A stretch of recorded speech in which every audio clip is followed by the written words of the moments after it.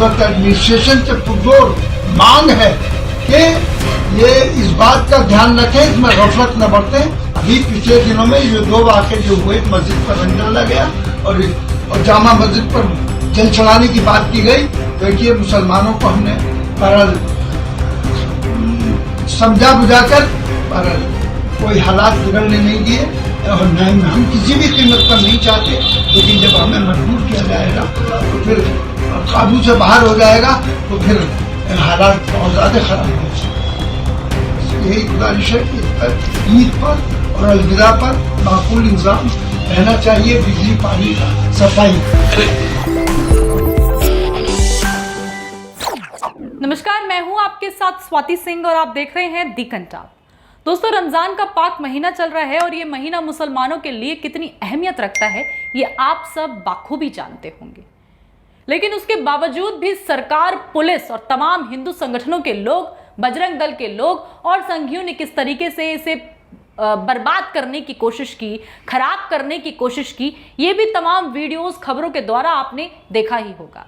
दिल्ली में जिस तरीके से हिंसा भड़की, दिल्ली के जहांगीरपुरी में हिंसा के बाद एक तरफा कार्रवाई के नाम पर किस तरीके से गरीब मुसलमानों के घरों पर, लाचार मुसलमानों के घरों पर बुलडोजर चलाया गया, उसकी भी तमाम तस्वीरें आपने देखी। रातों रात एक लेटर जारी करा और अगले दिन पूरा प्रशासन किस तरीके से बुलडोजर लेकर जहांगीरपुरी पहुंच जाता है, मुसलमानों की दुकान और घर को तहस नहस कर देता है। तमाम विपक्ष, सरकार, न्यूज चैनल खामोश नजर आता है। न्यूज चैनल के लिए ये महज एक इवेंट था। ये आपने तमाम जो वीडियोस सामने आ रही थी निकलकर, कवरेज में आपने देखा ही कि किस तरीके से एक तरीके का मजाक बनाया जा रहा था, जहां अंजना ओम कश्यप किस तरीके से बुलडोजर पर बैठकर तमाशा देख रही थी, कवरेज कर रही थी। वो वहां उनका दुख कैद करने नहीं गई थी, वो वहां पर उनके दुख का मजाक उड़ाने गई थी। लेकिन मैं वही बता दूं आपको कि जब अपने लोगों के ऊपर जुल्म होता है तो एक आवाज जरूर खड़ी होती है और तमाम आवाजें खड़ी होती हैं। संभल से समाजवादी पार्टी के सांसद शफीकुर रहमान वर्ग का एक बयान निकलकर सामने आया है और उस बयान को, जो कि मुसलमानों के समर्थन में आया है और अपने ही लोगों के समर्थन में आए बयानों को किस तरीके से ये टीवी न्यूज चैनल वाले एक भड़काऊ बयान बताकर दर्शाते हैं, वो भी देखा जा सकता है। और यही न्यूज चैनल वाले जब किसी महंत, बाबा, साधु, सन्यासी का कोई ऐसा बयान निकलकर सामने आता है, फिर चाहे बात नरसिंह आनंद की हो या तमाम ऐसे बजरंग मुनि जैसे लोगों के बयान की बात हो, उनके बयानों को दिखाने में इस तरीके की डिबेट करी जाती है जहां पर उन्हें इनोसेंट प्रूफ करा जाता है। अपने लोगों के लिए जब किसी का बयान निकलकर सामने आता है, मुसलमानों के लिए जब किसी सांसद और मौलाना का बयान निकलकर सामने आया, तो किस तरीके से न्यूज चैनल और सरकार में खलबली मच गई। मैं आपको वो वीडियो भी दिखाऊंगी, वो बयान भी सुनाऊंगी जो कि सांसद का सामने आया है, मौलाना का सामने आया है। मैं आपको बता दूं कि समाजवादी पार्टी के संभल के सांसद हैं शफीकुर रहमान वर्ग, जिन्होंने सरकार को चुनौती दी है, जिन्होंने सरकार से गुहार भी लगाई है, चुनौती के साथ साथ गुहार भी लगाई है। वो बोलते हैं, वो कहते नजर आते हैं कि अगर जामा मस्जिद के ऊपर जल चढ़ाया जाता है तो खून खराबा होने से कोई नहीं रोक पाएगा। और साफ तौर पर सरकार से ईद को लेते हुए पुख्ता इंतजाम करने की गुहार भी लगाते हैं और तमाम तरीके की बातें मीडिया से रूबरू होते हुए वो बोलते हुए नजर आते हैं। उनका बयान निकलकर जो सामने आया है वो आपको दिखाते हैं। एक नजर इस वीडियो पर डालिए और देखिए कि शफीकुर रहमान किस तरीके से बोलते हैं, सरकार को चुनौती भी देते हैं और गुहार भी लगाते हैं। एक नजर इस वीडियो पर। इस वक्त एडमिनिस्ट्रेशन से पुरजोर मांग है कि ये इस बात का ध्यान रखें, इसमें गफलत न बरतें। अभी पिछले दिनों में ये 2 वाक़े जो हुए, मस्जिद पर रंग डाला गया और जामा मस्जिद पर जल चढ़ाने की बात की गई। देखिए, मुसलमानों को हमने बहरहाल समझा बुझाकर बहरहाल कोई हालात बिगड़ने नहीं दिए और न हम किसी भी कीमत पर नहीं चाहते, लेकिन जब हमें मजबूर किया जाएगा तो फिर काबू से बाहर हो जाएगा, तो फिर हालात बहुत ज्यादा खराब हो जाएंगे। यही गुजारिश है कि इस पर ईद पर और अलविदा पर माकूल इंतजाम रहना चाहिए, बिजली पानी का, सफाई। ये महज सांसद का बयान ही निकलकर सामने नहीं आया है। बरेली के मौलाना है तौकीर रजाक। तौकीर रज़ाक का भी एक बयान निकलकर सामने आया है जो कि सरकार को खुलेआम चुनौती देता है। उस बयान में साफ तौर पर आप सुनेंगे, देखेंगे कि तौकीर रज़ाक क्या बोलते हैं और सरकार के ऊपर किस तरीके से निशाना साधते हुए नजर आते हैं। तौकीर रज़ाक बोलते हैं कि मुसलमानों को इस हद तक परेशान किया गया है और करा जाएगा तो मुसलमान सड़कों पर उतर आएगा। वो बोलते हैं कि नरेंद्र मोदी जो देश के प्रधानमंत्री हैं वो किस तरीके से चुप्पी साधे हुए हैं और इस चुप्पी पर उन्होंने तमाम तरीके के सवाल खड़े किए हैं। उन्होंने बोला है कि नरेंद्र मोदी, बीजेपी सिर्फ चुनावी दौरान में जो ये नारा देती है सबका साथ सबका विकास, वो महज एक नारा है, ये प्रूव हो चुका है। जब मुसलमानों को देखा गया, उन्होंने अपने ही लोगों के ऊपर बुलडोजर चलते हुए देखा, मौलाना तब बोलते हुए नजर आते हैं, कहते हैं कि नरेंद्र मोदी की चुप्पी साफ तौर पर बताती है कि वो जो नारा देते हैं वो महज नारा है, ना ही किसी का साथ है और ना ही किसी का विकास है। वो ये भी बोलते हैं कि ईद के बाद किस तरीके से दिल्ली से जेल भरो आंदोलन शुरू किया जाएगा।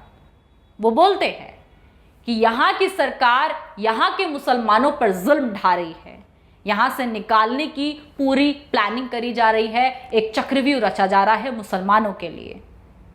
लेकिन वही अगर यहां का मुसलमान निकाला जाएगा, यहां से निकलेगा तो कहां जाएगा? ना तो वो पाकिस्तान जा पाएगा, ना उन्हें बांग्लादेशी स्वीकारेंगे, ना वो चीन जा पाएगा, तो मुसलमान जाएगा तो कहां जाएगा?